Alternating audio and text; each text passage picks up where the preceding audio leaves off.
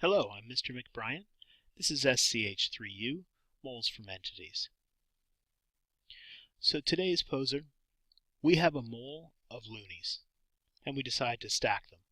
How high is the stack, and how might we visualize this stack of one mole of loonies?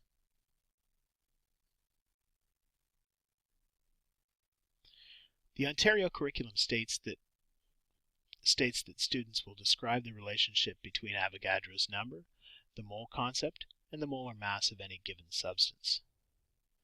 We're on day 2 of addressing this need. So today we're going to have a little online quiz. We won't show this in the movie. We're going to talk about why moles are important to scientists.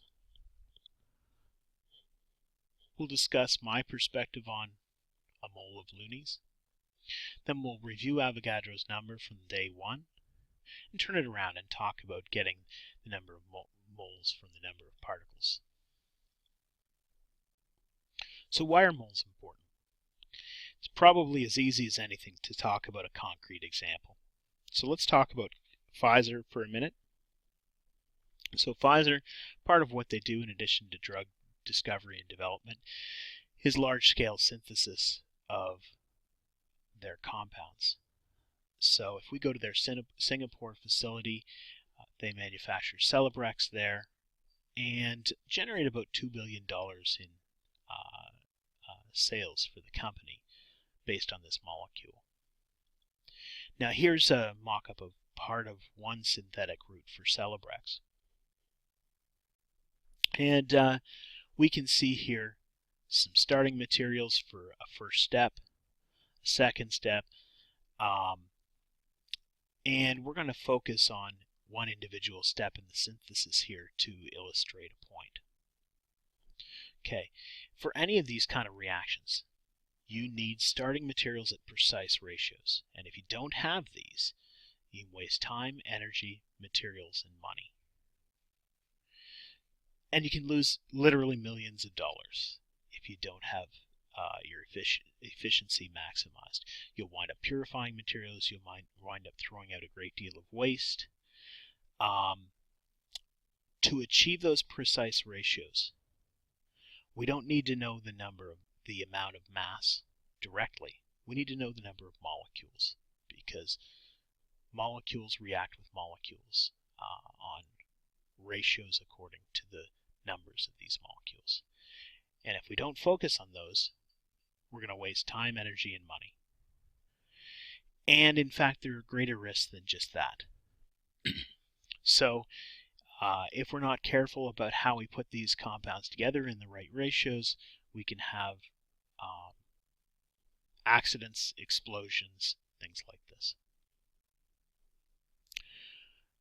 So we need to understand then the idea of number of molecules in a sample.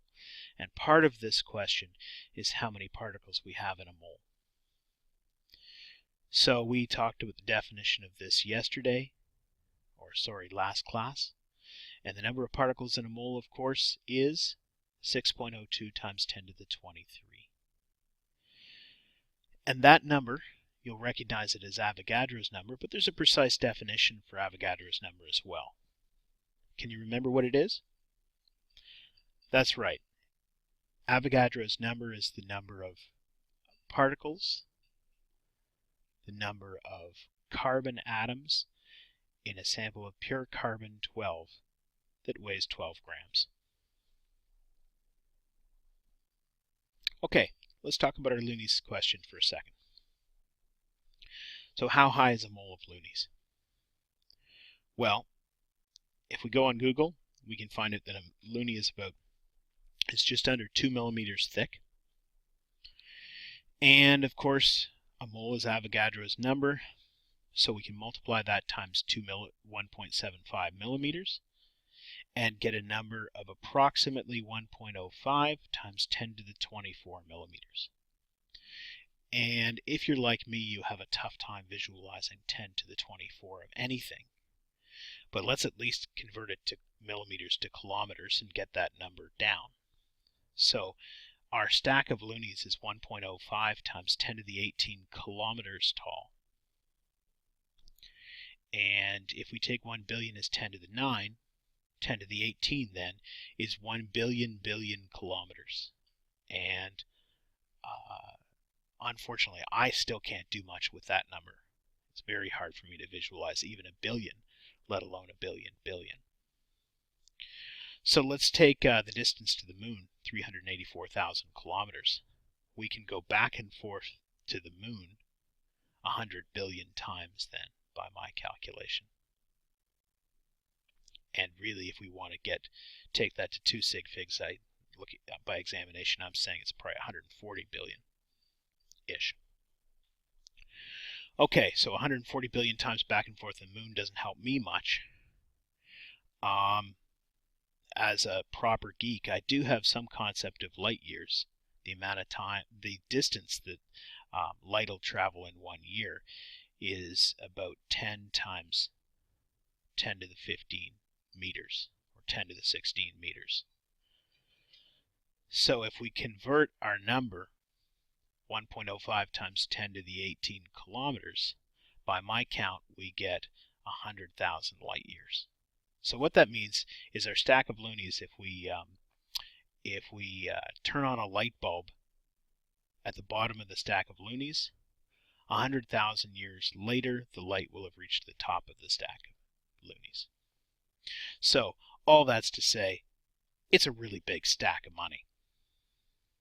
Okay, so let's review number of particles. A mole of particles is of course 6.02 times 10 to the 23. A mole of carbon, 6.02 times 10 to the 23 carbon atoms. A mole of water, 6.02 times 10 to the 23 water molecules. A mole of sodium chloride is 6.02 times 10 to the 23 sodium ions and 6.02 times 10 to the 23 chloride ions. So, moles of elements. A mole of magnesium is 6.02 times 10 to the 23 magnesium atoms. A mole of gold, 6.02 times 10 to the 23 gold atoms. Now we can move to number of moles of compounds as well. A mole of ammonium, 6.02 times 10 to the 23 ammonium molecules. A mole of aspirin, 6.02 times 10 to the 23 aspirin molecules. But if we want to refer to salts or ionic compounds, we use slightly different nomenclature. So a mole of sodium chloride is 6.02 times 10 to the 23 sodium chloride formula units. Okay, and our equation, for those who like these kinds of things, N is the number of entities, small n is the number of moles, and Na is Avogadro's number. Well, then the number of entities is the number of moles times Avogadro's number. Okay, and a couple of examples of using that equation. The number of atoms in half a mole of aluminum is equal to 3.01 times 10 to the 23 aluminum atoms. The number of atoms of sulfur in a 2 mole sample, the exact same process, is 1.2 times 10 to the 24 sulfur atoms. And what about if we want to turn this around the opposite direction and get moles from particles? Well, we can simply rearrange our equation, right? So we isolate for small n by dividing both sides by Avogadro's number. And we get small n, or number of moles, equals the number of particles divided by Avogadro's number.